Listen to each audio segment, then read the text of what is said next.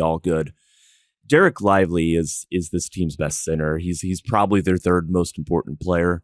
Honestly, was it you, Tim, who told me we were sitting somewhere and maybe, I don't know if it's a press room or something like that, and you asked me if Derek Lively was a top 60 player in the league?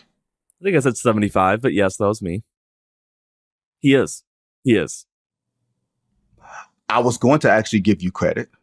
I was actually going to say the more I thought about it, it doesn't sound so crazy. Yeah, he's that effective. He's sensational. Yeah. I think he's going to be the center for this series. Daniel Gafford has had issues getting out to shooters. Really good player, really good center. This is just such a unique matchup. If okay, you're right. Not the best shooting team of all time, but the spacing is just something different to account for. Derek Lively, what's funny is he wasn't really they didn't really use him as a switcher a lot of the regular season. In fact, one of the most notable examples was actually against Boston in the regular season. But this was something that they wanted to ease him into. He's a rookie. They wanted to bring him along the right way. They didn't want a moment where, some guard gets onto him and crosses him over and Derek Lively kind of hits the floor. And, they were protecting him even from that, which is the smart thing to do for a 19-year-old.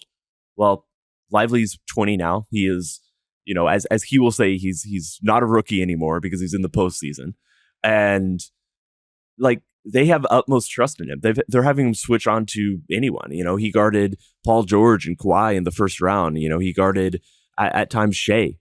He guarded Anthony Edwards and did a capable job. So I do think this is going to be a big series for Derek Lively. And I think, Daniel Gafford, we'll see if he can adjust, if he can make the adjustments he needs to be capable. Dallas certainly wants to rotate those guys as much as possible, but they also have Maxi Kleber as another option who, he's going to play the 4 next to Lively a lot, but if they need to, that could also be the team's backup center, or starting center, or whatever you want to call it. He could enter into that center rotation even while Lively's getting the bulk of the minutes. Yeah, I mean, look, Jason Tatum can dunk over you, but he's not going to really blow by somebody to clear the runway like Anthony Edwards. Jaylen Brown's a little more athletically and kind of a lot more athletically inclined, I suppose. But, sometimes you have to worry about him not bringing the ball with him to the rim. Like, he might lose it somewhere like 15 feet back. Even though, Jaylen Brown has played excellent basketball.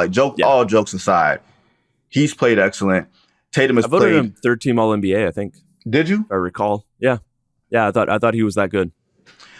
He was the one omission I had. And the reason he was an omission is because I like, all NBA teams to look like teams and not just collections of players. It's valid. You know what I mean? A traditionalist. Not rigid traditionalist, Tim, but I used at least the model of 2 front court or 2 back court, 3 front court.